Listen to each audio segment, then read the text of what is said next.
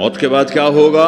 ایک بہت بڑا طبقہ کہتا ہے کچھ بھی نہیں ہوگا، مر گئے مٹی ہو گئے۔ تو موت کے بعد کیا ہے؟ میں مختصر ہر چیز کا جواب قرآن سے دے رہا ہوں۔ موت کے بعد کیا ہے؟ تو میرا رب کہتا ہے ایک ہے طارق جمیل کی موت اور ایک ہے کل کائنات کی موت۔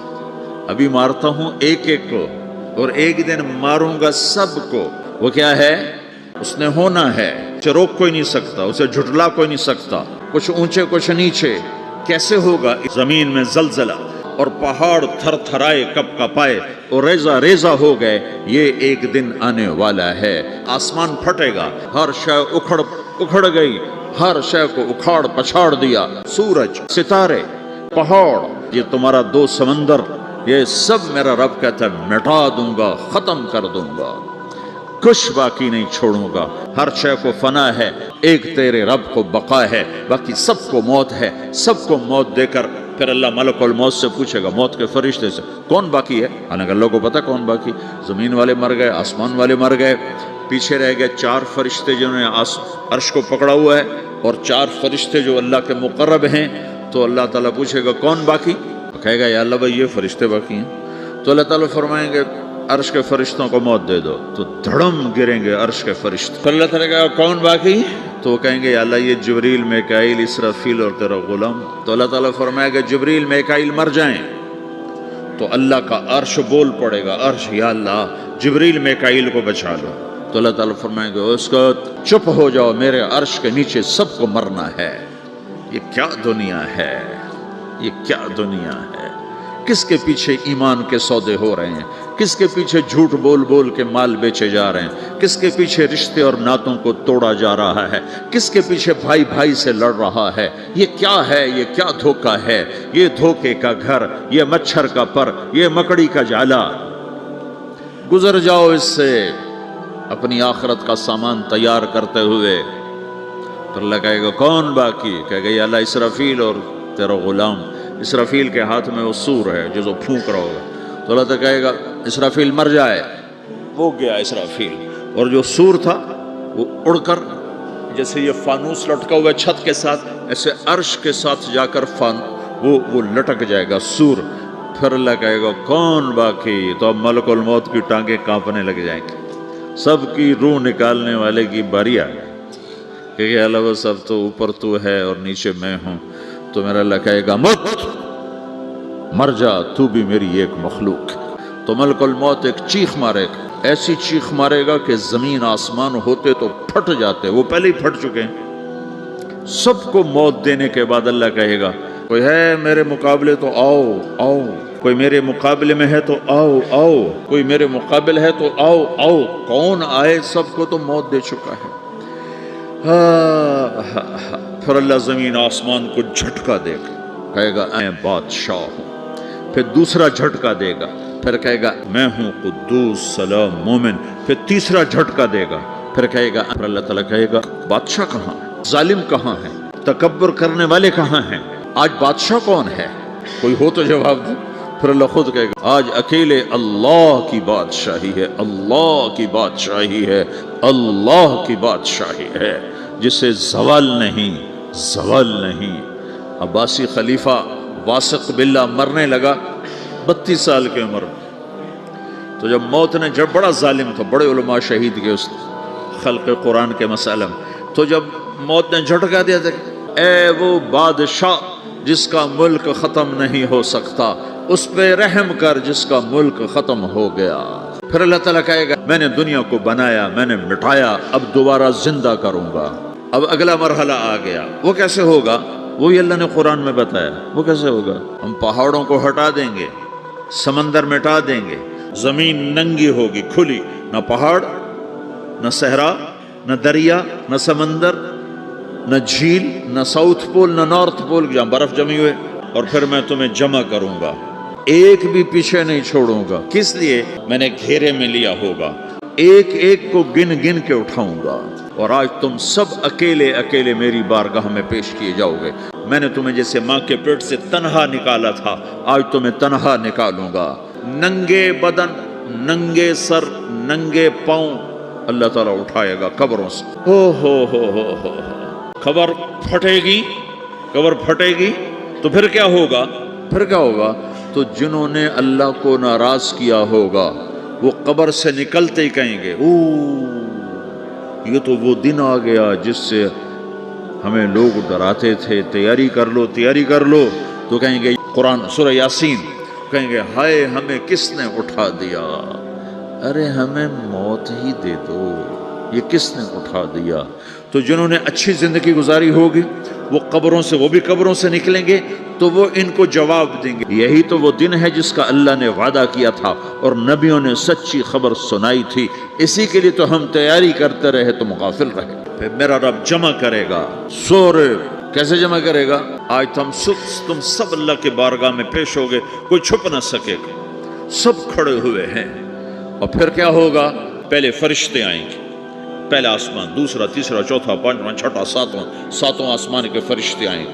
پھر میرے رب کا عرش آئے گا، میرا رب آئے گا. 8 فرشتوں نے عرش کو اٹھایا ہوا ہوگا، 8 فرشتوں نے. آج اب 4 ہیں، اس دن 8 ہوں گے، انہوں نے اٹھایا ہوا ہوگا. اور وہ اوپر سے نیچے آئے گا اللہ کا عرش، اس کی آواز اور دہشت سے سارا مجمع مرد عورت بے ہوش ہو کے گر جائے گا، سب بے ہوش. کیا نبی، کیا شہید، کیا بڑے، کیا چھوٹے. پھر میرے نبی نے فرمایا سب سے پہلے مجھے ہوش آئے گا، سب سے پہلے مجھے ہوش ہے. میں کھڑا ہو کر دیکھوں گا تو موسیٰ علیہ السلام اللہ کے عرش کا پایا پکڑ کے کھڑے ہوں گے. تو آپ نے فرمایا مجھے نہیں پتا وہ مجھ سے پہلے بے ہوش میں آئے یا اللہ نے ان کو بے ہوشی نہیں کیا، اس بے ہوشی کے بدلے میں جو دنیا میں دے دی تھی. جب انہوں نے کہا تھا تجھے دیکھنا چاہتا ہوں تو اللہ نے کہا نہیں دیکھ سکتے، اب تھوڑا دکھا دے. تو اللہ نے تجلی ڈالی تو 40 دن کے لیے بے ہوش ہو، 40 دن کے بعد ہوش آیا. تو سب سے پہلے میرے نبی کو ہوش آئے، پھر باقیوں کو ہوش آئے گا. پھر اللہ سب سے پہلے ابراہیم علیہ السلام کو جوڑا پہنائے گا. اول من یکسا ابراہیم، انبیاء بھی ننگے اٹھائے جائیں گے تو سب سے پہلے اللہ تعالیٰ ابراہیم علیہ السلام کو کپڑے پہنائے گا. پھر اللہ اپنے فرما، اس کے بعد اللہ تعالیٰ مجھے پہنائے گا. پھر اللہ تعالیٰ اس کے بعد سارے انبیاء کو پہنائے گا. اس کے بعد کون ہے؟ ڈاکٹر صاحب، صدر صاحب، وزیر صاحب، کون؟ اس کے بعد آپ نے فرمایا اللہ مؤذنین کو کپڑے پہنائے گا. مؤذن وہ تمہارے تنخواہ لینے والا، ہر کوئی ڈانٹتا ہے جس کو اذان دیر سے کیوں دی، اذان جلدی کیوں دی. اس کے بعد اللہ تعالیٰ مؤذن کو کپڑے پہنائے گا.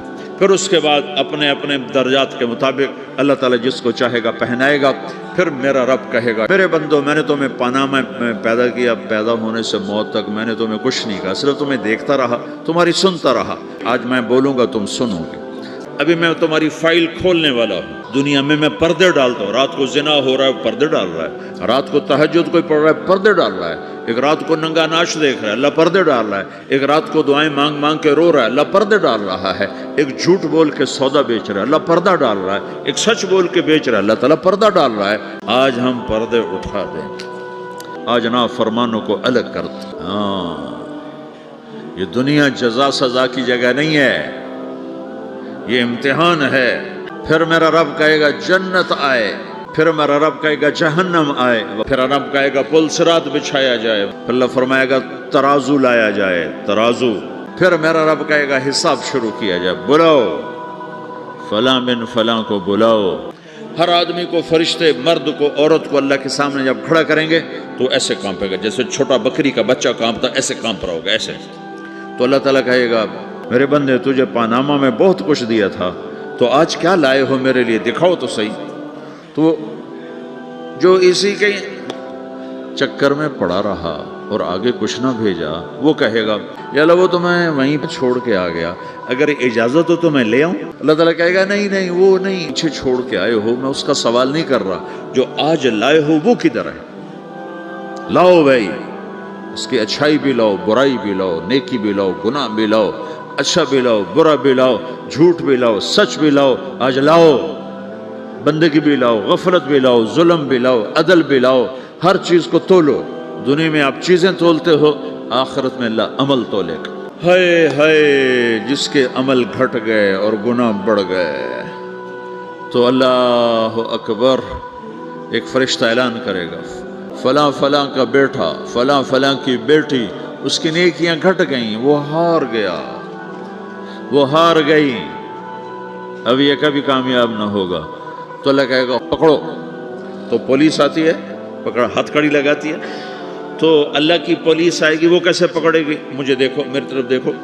تو اللہ کی پولیس آئے گی تو مجرم کو یہاں سے پکڑے گی، یہاں سے یہاں ہاتھ ڈالیں گے یہاں اور اس کو ایسے کھینچیں گے ٹھک تو اس کا پورا جبڑا باہر نکل جائے گا. تو ایسے گرے گا چکر کھاتا ہوا، پھر اٹھ کر کہے گا رحم کرو رحم کرو رحم کرو. وہ کہیں گے رحمان نے رحم نہیں کیا، ہم کیسے کریں؟ آگ کا لباس پہناؤ، آگ کی ٹوپی پہناؤ، انہیں بھوکے پیاسے آگ میں ڈال دو. نیکوں کے جانے کا طریقہ اور ہوگا، نافرمانوں کے جانے کا طریقہ اور ہوگا. کوئی عورت غلط ہوگی، ہار جائے گی تو اس کو منہ میں ہار نہیں ڈالیں گے، اس کو سر کی چوٹی سے پکڑیں گے بالوں سے اور اس کو سے جھٹکا دیں گے. تو ایسے کلا بازیاں کھاتی ہوئی گرے گی، کہے گی رحم کرو رحم کرو. وہ کہیں گے رحمان نے رحم نہیں کیا، ہم کہاں سے رحم کر. یہ ہارے ہوئے لوگ ہیں. یہ سب کچھ ہونے والا ہے، یہ سب کچھ ہونے والا ہے. اور اگر اس کی نیکیاں بڑھ جاتی ہیں، اوہو میرا رب اعلان تو فرشتہ اعلان کرے گا فلاں فلاں کا بیٹا کامیاب ہو گیا، نیکیاں بڑھ گئیں، مبارک ہو مبارک ہو. تو میرا رب کہے گا جس کے سیدھے ہاتھ میں پیپر آ گیا یہ کامیابی کی نشانی، نیکیاں بڑھ گئیں. تو ایک نعرہ لگائے گا. آدمی جب خوش ہوتا ہے تو نعرے مارتا ہے نا، جب زیادہ خوشی چڑھتی ہے تو نعرے لگاتا ہے. تو چھوٹے بچے بھی خوش ہوتے ہیں تو چیخنا شروع کر دو، ہو ہا کرتے ہیں. تو جب وہ دیکھے گا کہ میرے لیے جنت ہو گئی تو ایک نعرہ لگے گا ہو. تو وہ کہیں گے تمہیں کیا ہوا کیا ہوا؟ تو اس کے نعرے کو قرآن نے لفظ بنا دیا. جس کے سیدھے ہاتھ میں پیپر آیا، میرا پیپر دیکھو میں پاس ہو چکا ہوں، میں پاس ہو چکا ہوں، میں پاس ہو چکا ہوں، میرا پیپر دیکھو. وہ کہے گا تو کیسے پاس ہو گیا؟ مجھے پتا تھا میرا رب ٹیسٹ لے رہا ہے، میں تیاری کرتا رہا، میں خالی ڈالر نہیں جوڑتا رہا، میں تیاری کرتا رہا. تو اب اللہ کا جواب آ رہا ہے. اب اللہ کہہ رہا ہے میرے بندے کو جنت مبارک ہو، میرے بندے کو اعلیٰ زندگی مبارک ہو، عالی شان جنت مبارک ہو، جنت کے تحفے جنت کے پھل مبارک ہوں، جس کے گچھے لٹکے ہوئے تمہارے سروں کے اوپر مبارک ہوں. یا آپ کے انگور کا گچھا اتنا سا ہوتا ہے نا، دیکھیں اتنا سا ہوتا ہے، ابھی روزانہ کھانے پر نظر آتا ہے اتنا سا کچھ ہوتا ہے. تو ایک بدو نے اللہ کے نبی سے پوچھا یا رسول اللہ جنت میں انگور ہیں؟ آپ نے کہا ہیں. وہ کہنے لگا ایک گچھا کتنا بڑا ہوتا ہے؟